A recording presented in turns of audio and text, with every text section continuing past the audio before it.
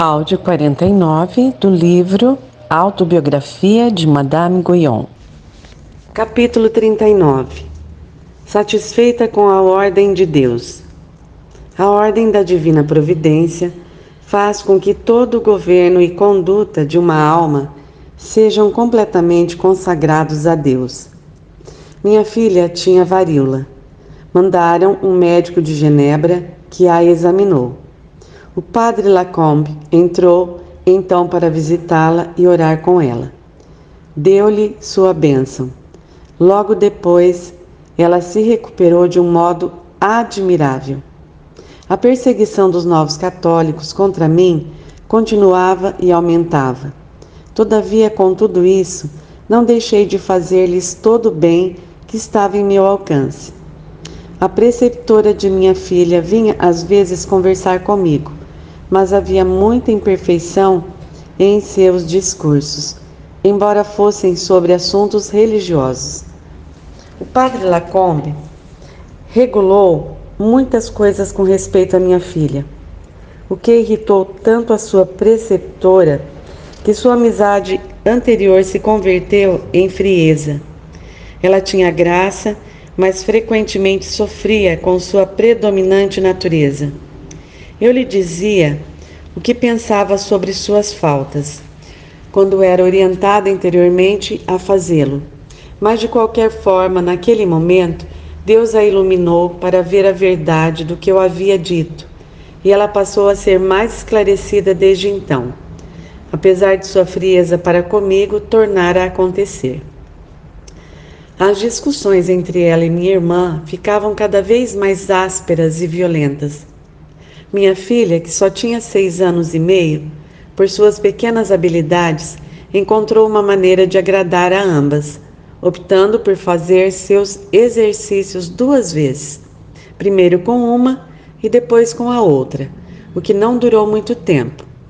Como sua preceptora geralmente a negligenciava, fazendo coisas ao mesmo tempo e deixando-as para outro, ela acabou por aprender somente o que minha irmã e eu lhe ensinávamos. De fato, a inconstância de minha irmã era tanta que, sem muita graça, era difícil agradar-lhe. Apesar de tudo, para mim, ela parecia superar-se em muitas coisas. Antes eu dificilmente conseguia suportar seus modos. Entretanto, desde que passei a amar tudo em Deus, tenho tido uma grande facilidade para levar as faltas de meu próximo, com disposição para agradar e comprazer a todos, e tamanha compaixão por suas calamidades ou aflições como nunca tive antes. Não tenho dificuldade para ser condescendente com pessoas imperfeitas. Deveria castigar-me em secreto se não fizesse isso. Porém, com almas de graça, não posso suportar este modo humano de agir, nem tolerar conversas longas e frequentes. É uma coisa da qual poucos são capazes. Algumas pessoas religiosas dizem que essas conversas são de grande proveito. Creio que esta pode ser uma verdade para alguns, mas não para todos, pois há momentos em que isso causa dano, principalmente quando é de nossa própria escolha. A inclinação humana corrompe tudo. As mesmas coisas que seriam proveitosas quando Deus, por seu Espírito, conduzem a elas, passam a ser o oposto quando nós mesmos entramos nelas. Isso me parece tão claro que prefiro estar um dia inteiro com a pior das pessoas em obediência a Deus a estar 1 hora com a melhor delas, só por causa de minha própria escolha e preferência. A ordem da divina providência faz com que todo o governo e conduta de uma alma sejam completamente consagrados a Deus.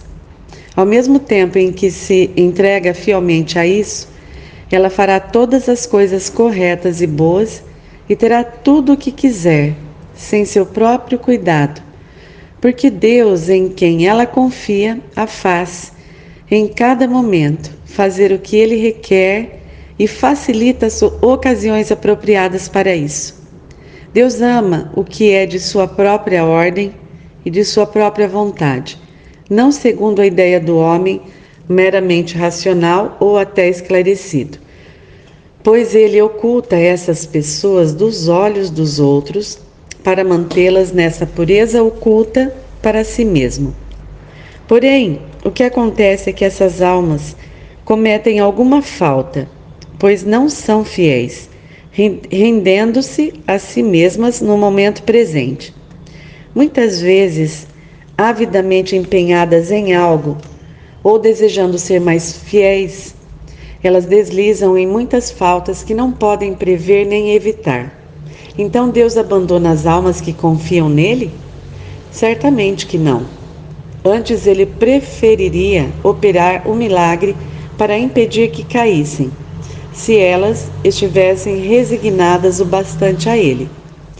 Podem estar resignadas no que se refere à vontade geral e, não obstante, falhar acerca do momento presente.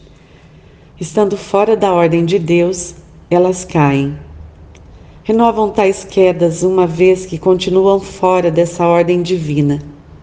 Quando voltam para ela, tudo segue perfeitamente bem. Sem dúvida, se tais almas fossem fiéis o bastante, não se permitindo em nenhum momento deslizar na ordem de Deus, elas, portanto, não cairiam. Isso me parece tão claro como o dia. Assim como um osso deslocado que foi colocado fora do lugar pela economia da sabedoria divina, causa incessante dor até que seja restaurado ao seu devido estado. Muitos problemas na vida provêm da alma, que não está no seu lugar e que não está satisfeita com a ordem de Deus e o que ela lhe proporciona em cada instante. Se os homens conhecessem perfeitamente este segredo, estariam todos totalmente contentes e satisfeitos. Mas, meu Deus, em vez de estarem satisfeitos com o que têm, desejam o que não têm, embora a alma que entra na luz divina comece a estar no paraíso. O que é aquilo que faz o paraíso? É a ordem de Deus que dá a todos os santos infinito contentamento, ainda que muito desigual em glória. De onde vem o que deixa tantas pessoas pobres e indigentes tão contentes, e príncipes e potentados que abundam em excesso, tão miseráveis e infelizes? É porque o homem que não está satisfeito com o que tem nunca fará sem desejos, e aquele que é a presa de um desejo insatisfeito nunca pode estar satisfeito. Todas as almas têm mais ou menos desejos fortes e ardentes, exceto aquelas cuja vontade está perdida na vontade de Deus. Algumas têm desejos bons, assim como sofrer martírio por Deus. Outras têm sede pela salvação do seu próximo, e algumas suspiram para ver a Deus em glória. Tudo isso é excelente, porém aquele que descansa na vontade divina, embora possa estar isento de todos esses desejos, está infinitamente mais contente e glorifica mais a Deus. Está escrito acerca de Jesus Cristo, quando ele expulsou do templo aqueles que o profanavam: o zelo da tua casa me consumirá. João capítulo 2, versículo 17. Era para que naquele momento da ordem de Deus, estas palavras tivessem seu efeito. Quantas vezes Jesus Cristo havia estado no templo sem tal conduta? Ele não dizia, de vez em quando, que ainda não havia chegado sua hora?